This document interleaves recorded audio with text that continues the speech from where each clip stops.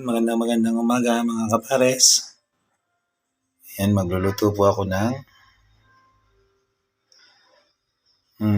ginataang talong mga kapares. Ayan, at medyo pause pa tayo.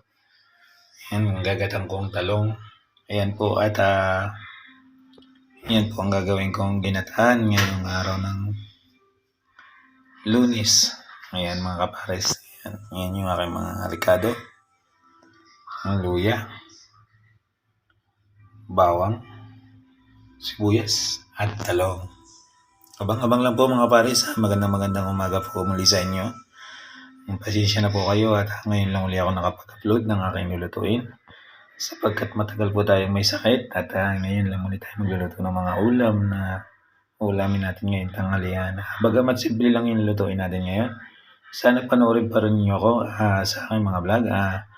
Salamat po sa lahat na sumusuporta sa aking mga vlog. Ayan, at ito pang ulamin ni Kwento o ni Kapares ngayong tanghali. Ngayon po ay araw ng Lunes. At abang-abangan lang po nyo mga Kapares.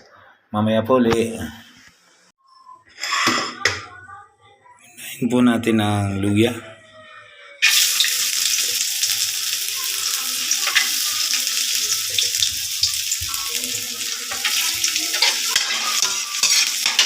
Unahin natin ang kasunod ang bawang. Gagata po tayo magagata ng talong.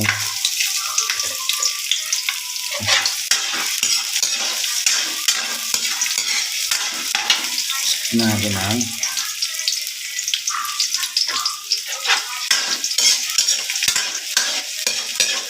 sibuyas.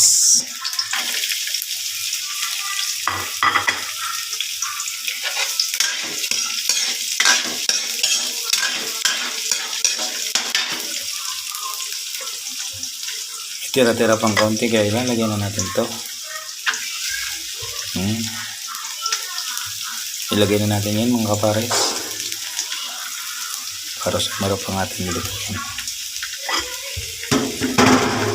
Ayan mga kapares, abangan po Laasin na natin yung apoy. Pasensya na kayo, wala akong taga-video ngayon.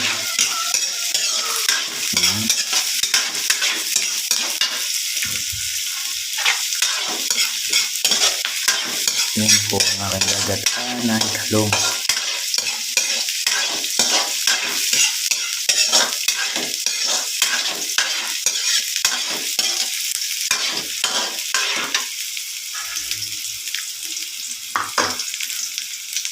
Yan. Hindi na natin siya sunogin sapagkat nga meron tayong nilalagay na lamang. Bababa muli natin yung alamang na yan. Gusto natin lagyan tubig. Ayan. Bang-abang lang po ha. Ayan.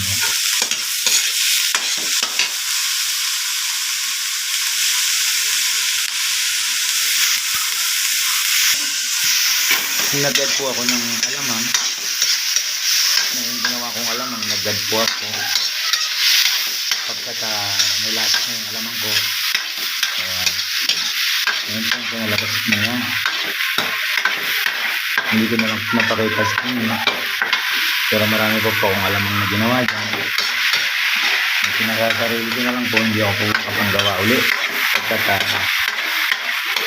start niya.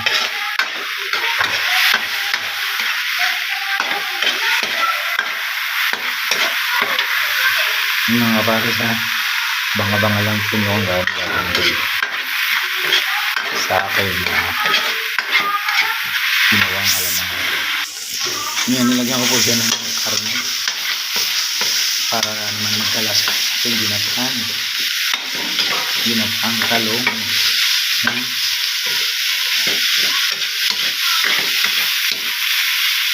Nilagyan ko po siya ng konting karne. Pagkat wala ng taga-video ay kaya dyan na po kayo mga kapares nyo po. Yan. Ngayon gagawin ko po dyan, lalagyan ko na po siya ng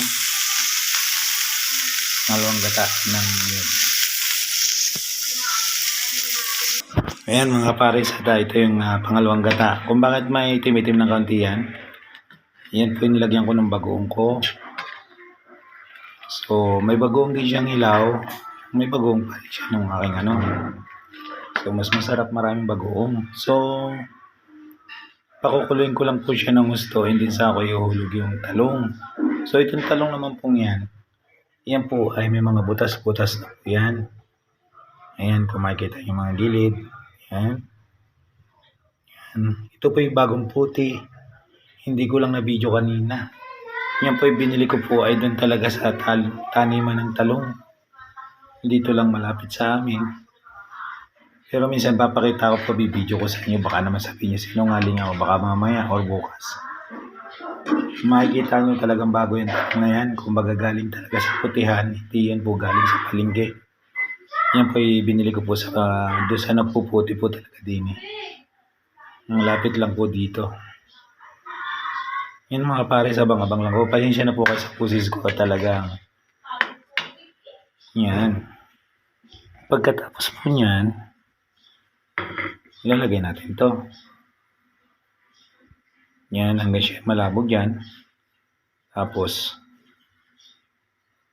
yan, pag nalabog na siya dyan,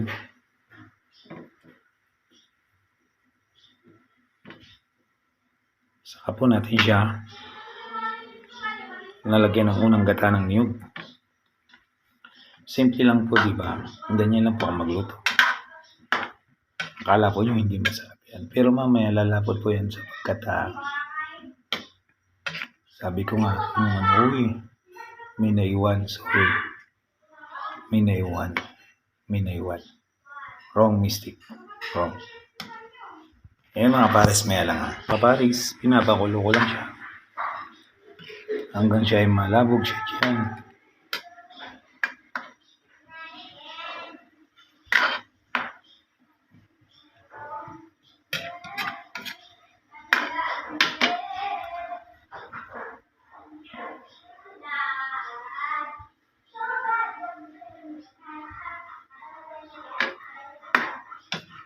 Yan ba'y maluluto na dyan?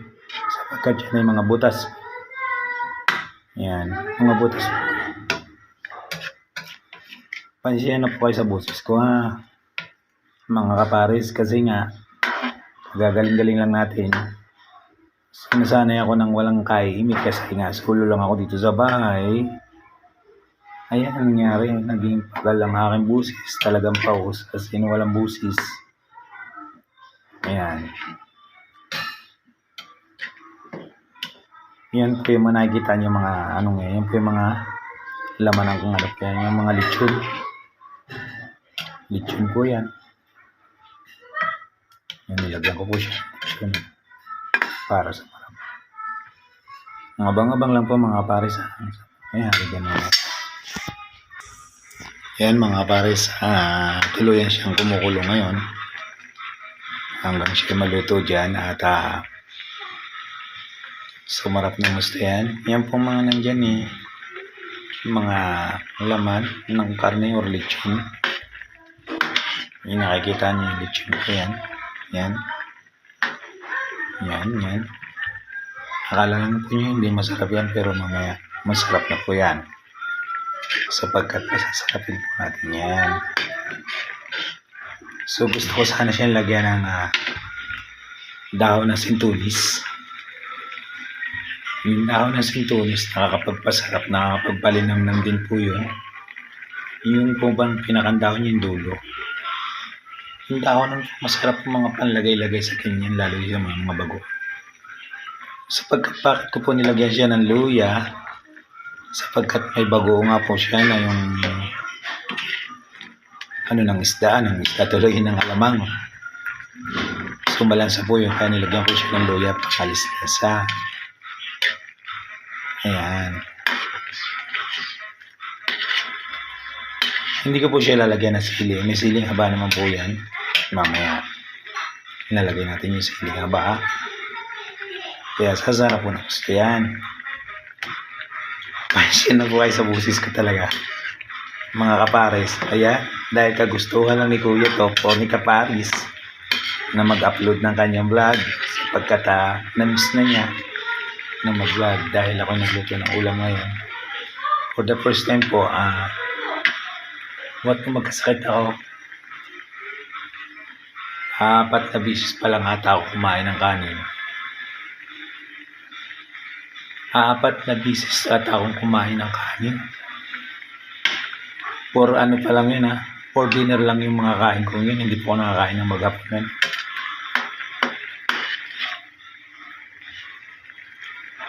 Nasakit ko yan. Nakikita nyo labog na agad siya. Sapagkat nga yung talong ay butas-butas na po yan. Binutas ko na po paikot yan. Hanggang siya ay maluto na siya dyan. So makikita nyo mamaya yung pinakaangano niya masarap. Luto na po ang aking kanin. Luto na po yan Ayan, luto na. Ayan po yung aking vlog. Habang ako nagluluto, bubunutin na po natin ang saksak ng ating rice cooker. At ito naman po yung ating niluluto. Ayan, wala pa yung tagalinis ko ng bahay. Bukas pa, kaya medyo madumi-dumi ng konti. Hindi naman kadumi. Malinis na.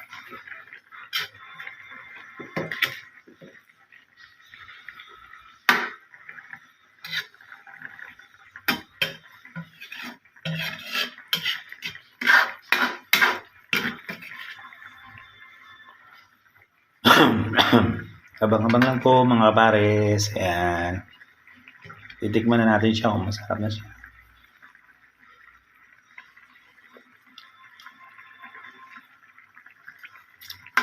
Kulang pa siya sa alat.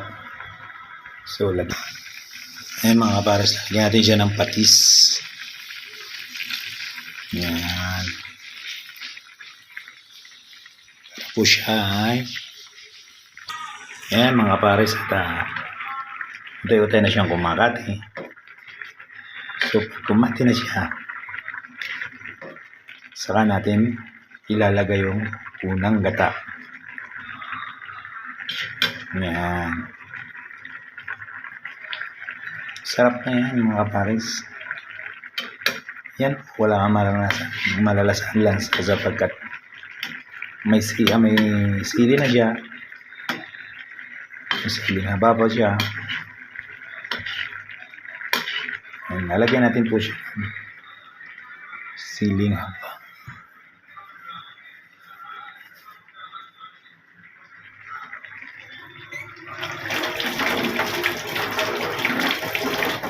Bigla ko alisin ang tangkay. Ayan, nilagyan na po natin siya dyan. Lalo na sa marap.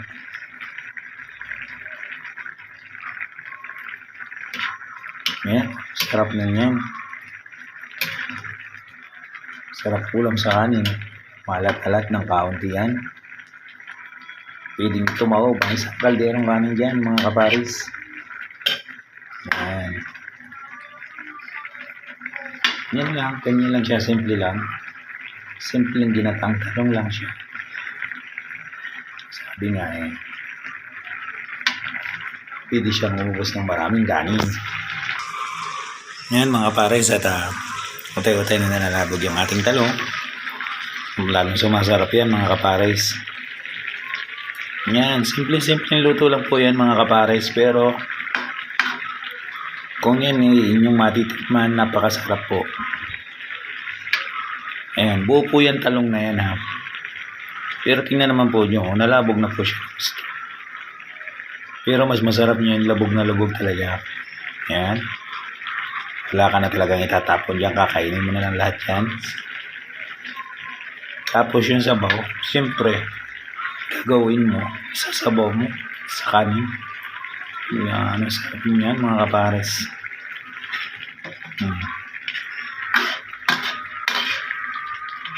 Ayan.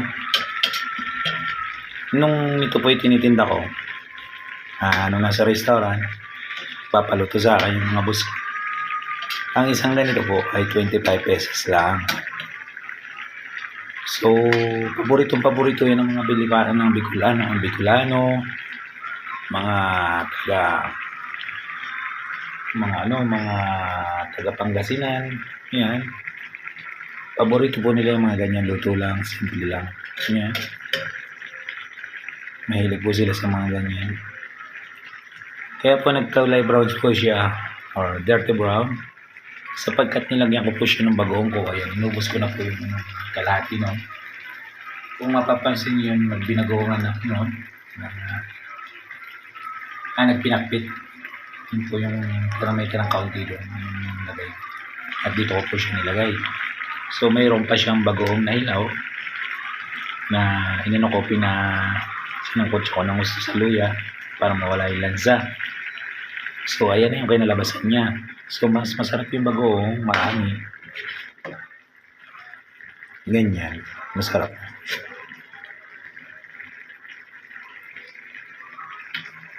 Yan, pagkati-kati na niya ng konti, pwede ko na ilagay yung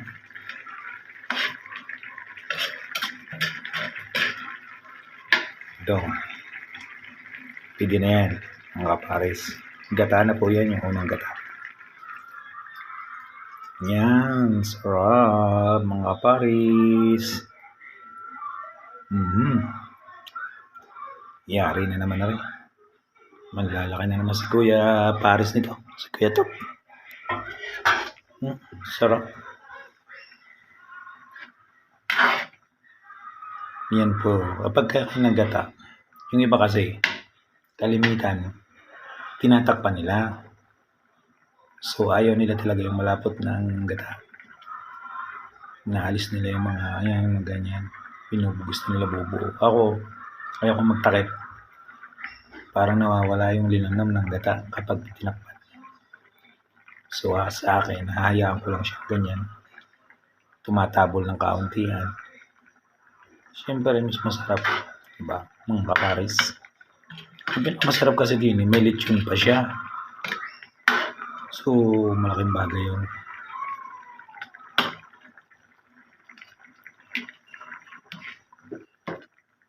Yan, abang-abang lang mga kapares. Mamaya po ulit. Ayan mga kapares. Kung mapapansin nyo, napakasarap na yan. Diba? Sarap na masarap na po yan. Ayan, dito na siya mga kapares. Ayan o.